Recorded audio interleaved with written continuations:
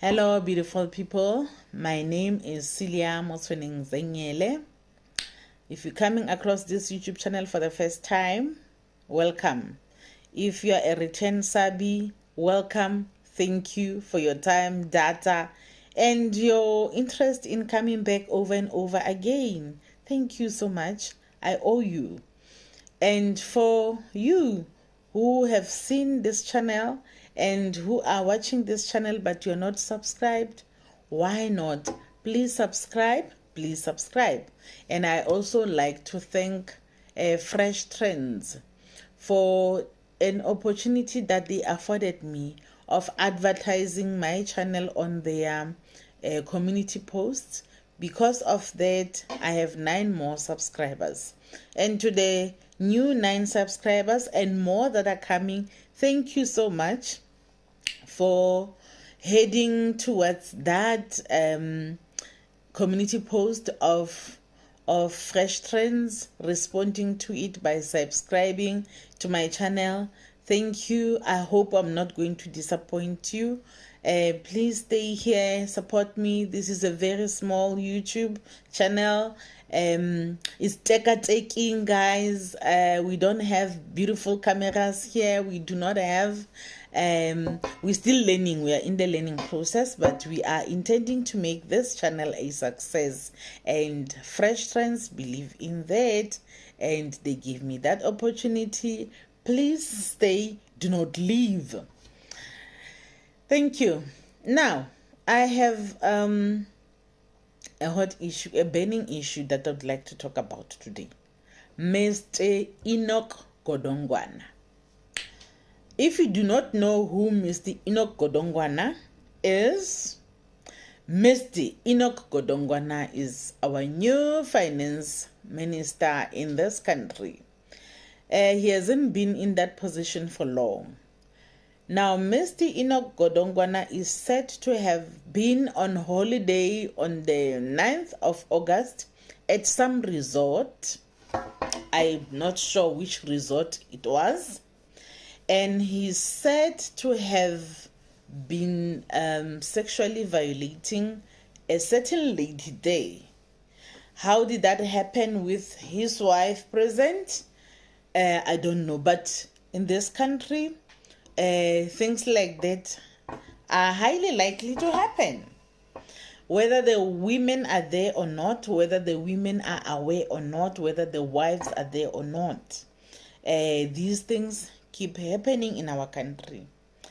And I know that the state in our country for now is in such a way that it is difficult to speak on behalf of the many victims, because there are so many cases that turn out that there are women that are not telling the truth, making it difficult for other real victims, because it's now a very difficult task to stand up and speak on behalf of a victim after you have stood up and speak up in another case where the victim turned out not to be telling the truth. It is so difficult. I do know that. And I am afraid if such things keep on happening, there comes a time where people are not going to be taken seriously when they report rape, when they report sexual violations or sexual harassment in whatever way it may be. So let us hope, even in this case, that this woman is not using this information or using the status of our minister to lie. I'm going to assume that she is not lying about that violation. And we are not going to stop believing victims, even though we are going to be skeptical. That is the truth. But so far, a movement called Kwanele Foundation has stood up for that lady. I do not know how they got a hold of the story, but they are following the story. They are even making sure that a case is opened. It has already been opened, and the file has been taken to the DPP. The DPP is the National Prosecuting Authority officers, for them to decide on prosecution, whether they're gonna prosecute Mr. Enoch Godongwana or not. But there is a page with a hashtag Justice for Lady X, which I'm gonna post here so that you can see for yourself.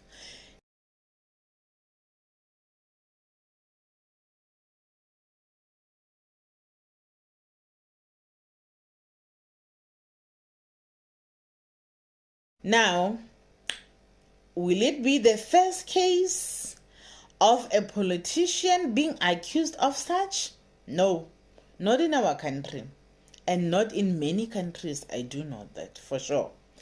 So the things happen in such a way that you end up asking yourself, what is driving men when they have power?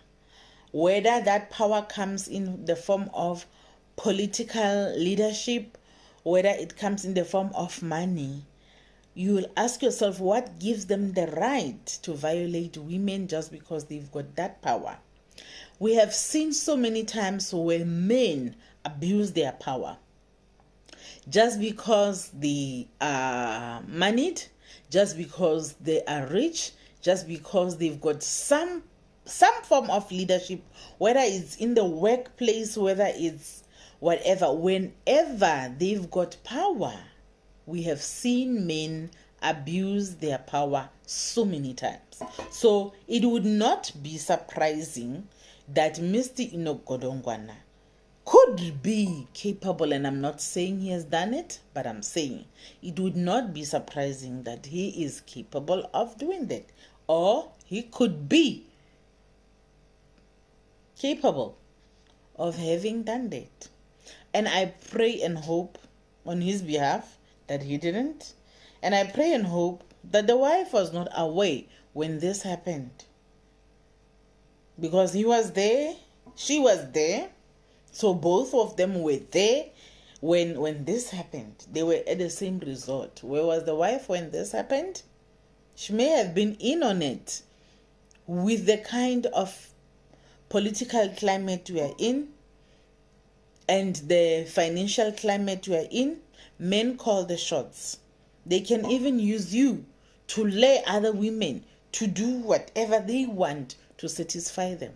So I just hope it was not such a case. I don't know. I'm not even insinuating that it was. I'm just trying to make an inference as to how can a person be out there with their wife at a resort where they're supposed to be enjoying their time together, but then a man gets a chance to sexually violate a woman in that space. Now, while we are still on that, I believe that all as women in this country, we also have to be aware of the lacking opportunity that is forever there, that we could be raped, because we live in the capital country of rape. We live in the capital city of rape. South Africa itself is a capital in the continent in terms of statistics of rape. So as women in this country, we shouldn't live like we are free, and we should never adopt a saying that says, if you keep on saying something, it will happen. Let's not talk about rape so that it doesn't happen. Girl, wake up. This is South Africa. Anything can happen any day. Now let's talk about the few things that you need to always think about so that you can be ready should something like that ever happen to you. Let's talk about when the incident presents itself to you at that particular moment. Your goal, your number one goal, should be to stay alive. Try and fight to stay alive as possible. And we're talking now when this is happening. Try to cooperate with this person. Try to check if they've got a weapon or not. Before you try to be macho, or before your adrenaline kicks in and you want to do something to fight back, remember that men have got muscle power, and sometimes the adrenaline that you have as a woman can fight for you, but sometimes it can also endanger your life. The person can end up hating you, whereas they were not gonna hate you. They may end up killing you, whereas maybe their aim was never to kill you. Prayer also does help, guys. I really do believe if something huge happens to you, taking even a split of a second to pray, even 30 seconds just to pray, would make a difference. Sometimes you may get a different outcome. And if you are to pray, what are you praying for? This person is already in the act, so you cannot pray that this does not happen. It's not a clever thing to pray about. Pray about the wisdom. Ask God to give you the wisdom as to how to get out of that situation at that particular time. And your goal is to fight to stay alive. And then if it ever happens that you survive alive there, don't sit there and ask yourself, why me, why me? Try as soon as possible to leave that place. If that person happens to maybe rape you and then they are done and then they run away, also run away in a different direction. Try and get to a safe place as soon as possible. And contact somebody. Contact a friend, contact a family, contact someone at that particular time. Tell somebody. Even if it's, don't say, where are you? No. Tell that person, ban repile at that particular time. Ban repile. It's very important that you tell the first person that you're going to tell. That person can be a witness. That person can be your witness. You never know in future. But it's so important that you tell someone. And I mean, even if rape happens between people that know each other, hello, you can still be raped by your male friend that you have known for many, many years. It's so highly possible. The person that you entrusted with your life, you can be raped by your family or your relative. Tell someone. The first person that you're gonna tell is highly, highly important. Whether you are raped by a stranger or a familiar person, please tell someone. Please. No matter how you feel like you may be judged. Like sometimes, guys, sometimes we lie. You can say, let me make an example. I could say I'm going to Vereeniging, whereas actually I'm going to Sasol. Maybe to check someone, and then something happens along the way. At that particular time, this is not the time to be mitigating the blurt it out. You'll deal with the aftermath after. Stop trying to cover up at that particular time. At that particular time, it's now to tell the truth. That, hey, I am in Sasol, this has happened to me, please come and fetch me.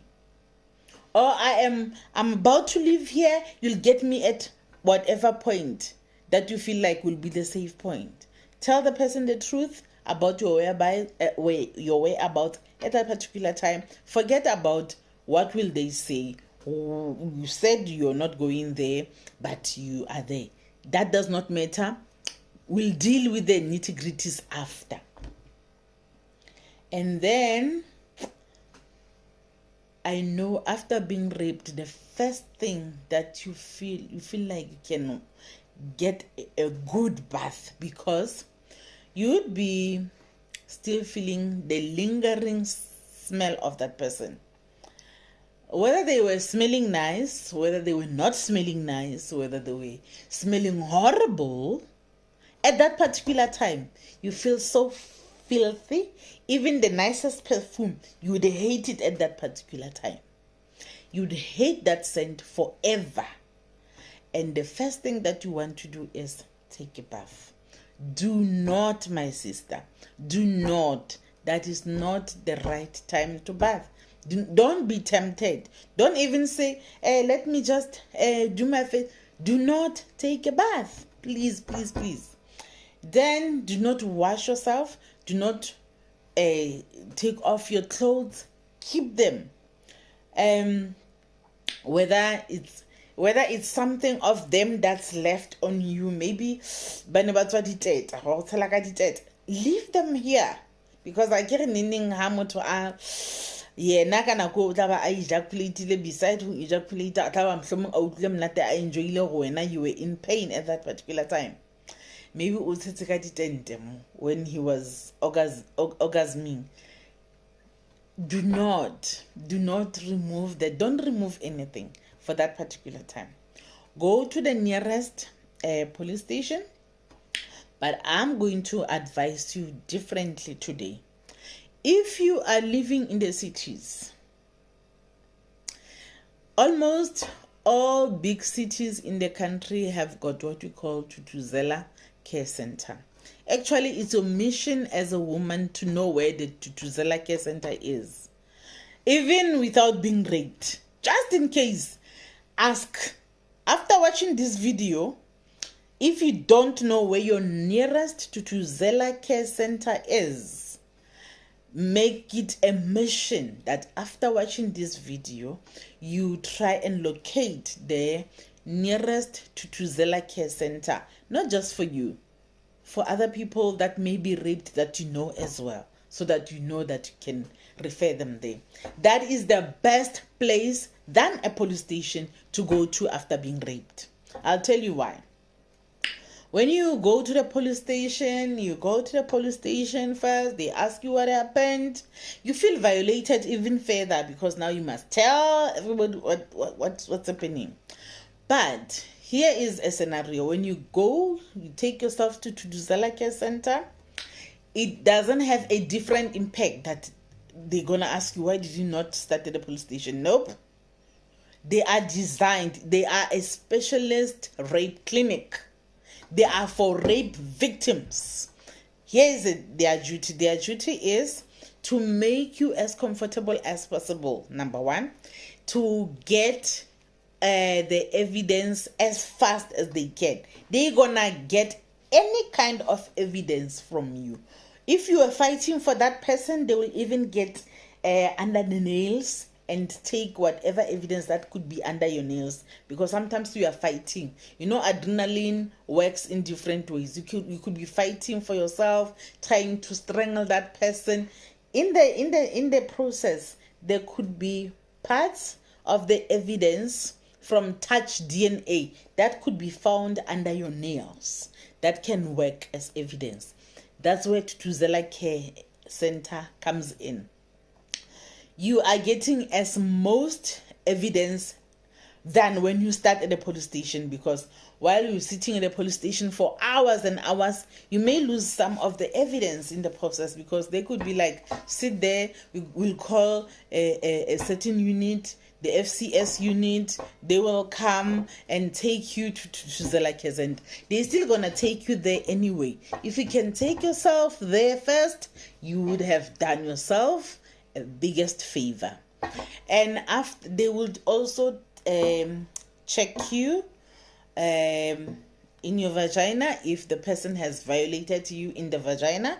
If the person has violated in the anus, they would also go there. They will take all the samples that are needed.